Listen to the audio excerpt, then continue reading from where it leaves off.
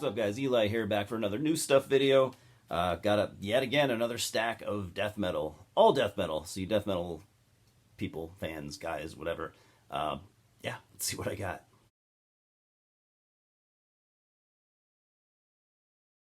Most of this is random stuff. Some debut albums from really good bands bordering on classics, and I have two 2023 brand new releases. So I guess we'll start there.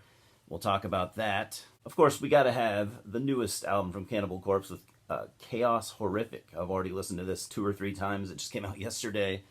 Loving the cover art. Vince Locke always does a cool job.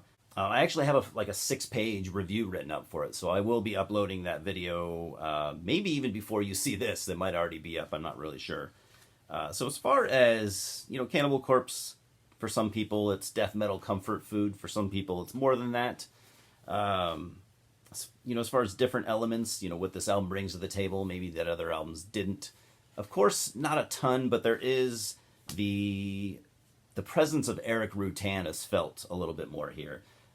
He's been in the band now a couple years, as to where for the last album he kind of had just recently joined. I think most of the songs were written for Violence Unimagined when he joined. I could be wrong, but I think that was the case. So anyways, he's had more time to be in the band now, and he writes a decent chunk of this album. He probably writes 30% of it, maybe more, or maybe less, somewhere around there.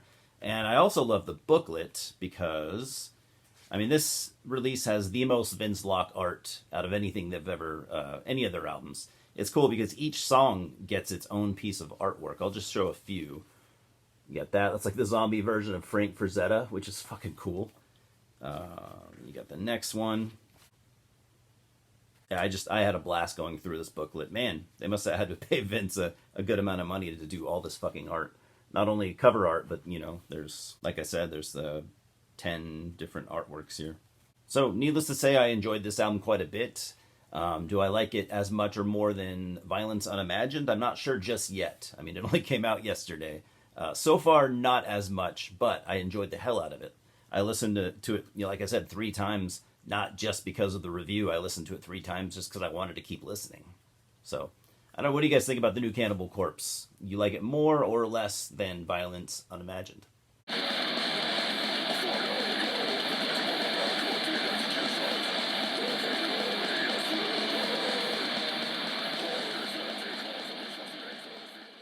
Now, Cryptopsy. Here's a band that I jumped off the bandwagon years ago after they started to kind of disappoint me. So we'll get their newest one with As Gomorrah Burns. See the cool Paulo Girardi cover art there. This came out on Nuclear Blast Records. Now, normally I would have passed on this, but I had actually heard some really good things. I heard it's like a total return to form for Cryptopsy, which is awesome, especially considering they only have one original, or he's not even an original member. The drummer, he's been in the band a long time, so he's kind of like the remaining original member, if it's fair to call him that. So has anyone heard the new Cryptopsy? What do you think? Am I up for disappointment or just kind of mediocrity? We'll see. Again, I heard some really good things about the album, so I blind bought it.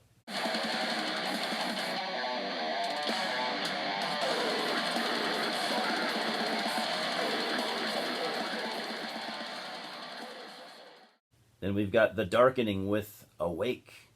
So The Darkening, this is their first and only album they ever had from 1996. This has their 1995 demo tacked onto it called Silent Souls. And this is the second pressing of this album. Original pressing was self-released. So they are a doom death band out of Belgium. Not around anymore. This was a one-and-done type band. Really nice release. Of course, you've got the Chris Verwimp cover art, which I'm a sucker for. One of my favorite, metal cover artists. This came out on a Chinese label. Asian, definitely. I thought it was Chinese. It could be Taiwan. I'm not sure. And I can't pronounce the label. Hung Quan. I think it's called Hung Quan Records. Yeah, Chinese label. Looks like they do great work. There are a handful of Chinese metal labels. I was totally unfamiliar with this one, but they knocked it out of the park with this one, right? Looks awesome. Has anyone ever heard The Darkening? Like I said, they only had one album back in '96, so it's doom death, though, right up my alley. It should be pretty good.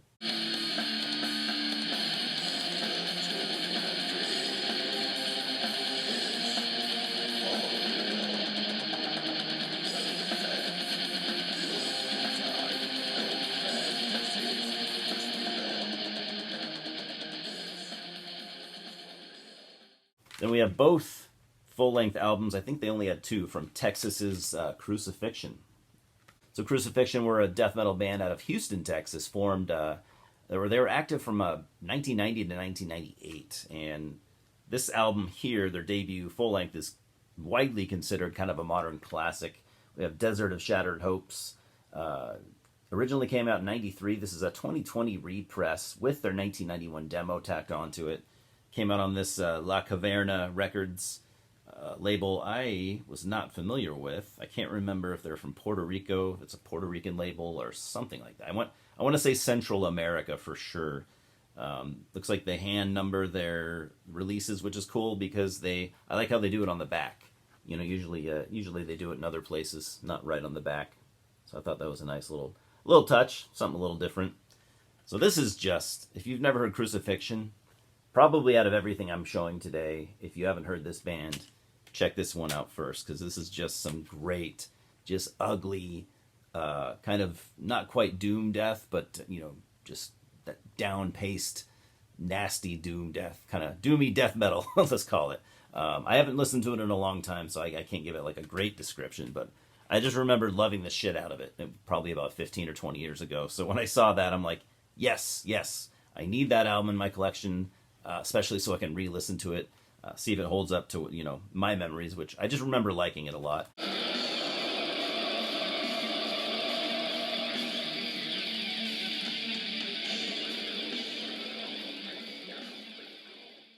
I also have their second full-length, Paths Less Taken. Originally came out in 98. This is a 2019 repress on that same label with their 1996 demo tacked onto it called Raising the Dead. So you can pick these up. I don't know. You might have to go to Discogs for these. Considering mine is numbered 487, they're probably sold out by now out of 500. But check Discogs. Probably shouldn't be too expensive. Shouldn't be too expensive, but we're talking Discogs. Very nice. This La Caverna label. Nice work, guys.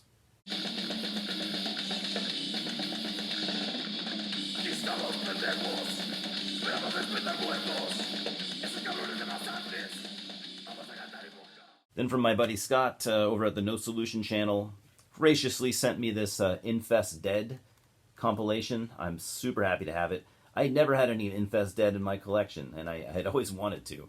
So this band were active from 1993 to roughly 99 out of Sweden. It was a band with one of Dan Swano's many bands, and also a guy named Magnus Axelsson from Edge of Sanity and Marduk, probably a good friend of Dan's, I imagine. So this is their debut EP, Killing Christ, with the 93 demo tacked onto it. There's a ton of tracks. There's like over 40 tracks here.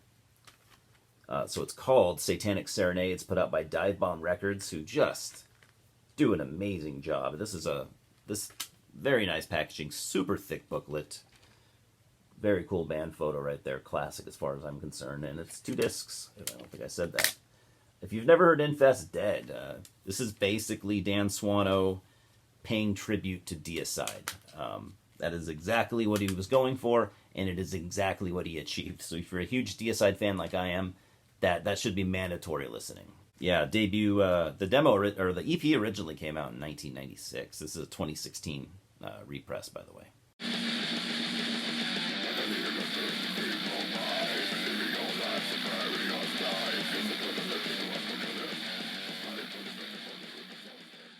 Then from France, we've got Cataverik Fumes. I've been wanting to check this band out for a long time. Actually, I still haven't gotten around to it, but I have something from them finally. They're active from 2011 to 2021. This is a comp from 2016. The Forsaken Triptych, 2012 to 2016. So this is everything they did. I think it's everything they did, period. Or it might just be everything they did from 2012 to 2016. Yeah, they had some more material after 2016, my bad. So this came out on Blood Harvest, a really, really good kind of death metal-oriented label. Yeah, excited to finally check this band out.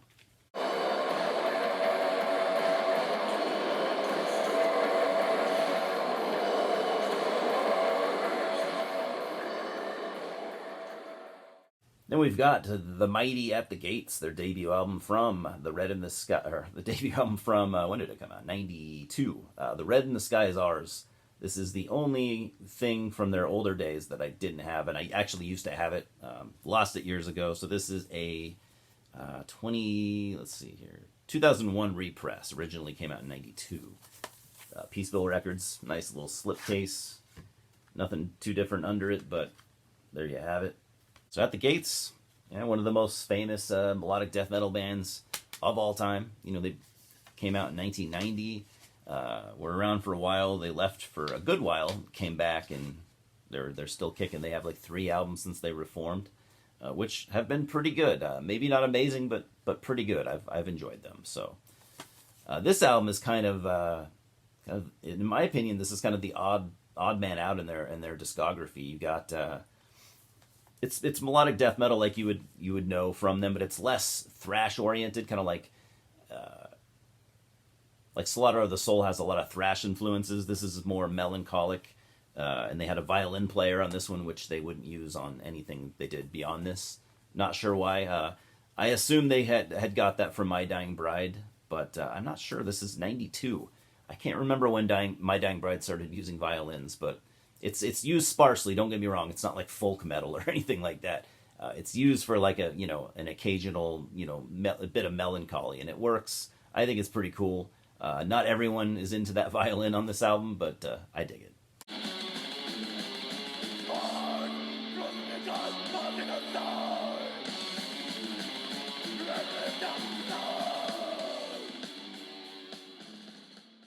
And an album I've needed in my collection for a long time. The debut album from Atheist, Peace of Mind. This came out originally in 1990. Yeah, early 2000s, Relapse had re-released the first 3 albums and did a really good job, remastered it and everything.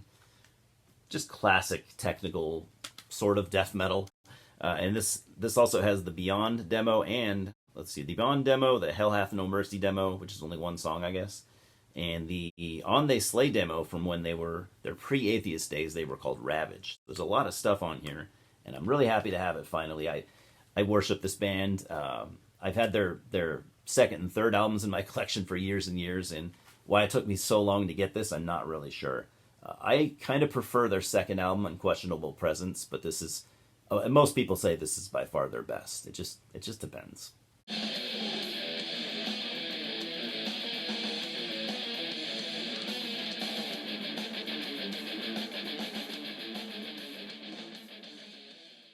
And the last thing here is kind of the odd man out. This is a kind of a death grind band. I used to have this album years ago and got rid of it and stumbled upon it again for really cheap, and I figured I'd scoop it up, and I'm actually really enjoying it yet again. So we've got the third full-length album from Cephalic Carnage from 2002. They formed in 1992 in Colorado, and they've been around ever since. Actually, I think they broke up some years back, but they were around a good amount of time.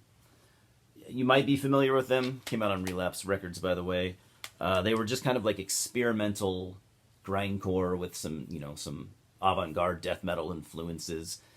They're not a band for everybody. They seem to be kind of love them or hate them.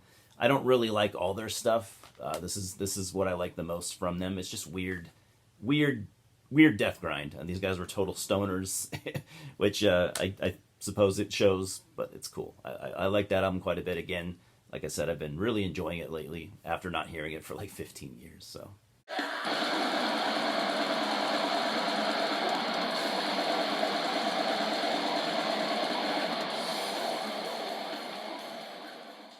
Anyways, guys, did you learn anything today? Hopefully, maybe there's something here that you weren't familiar with. Let me know what that is.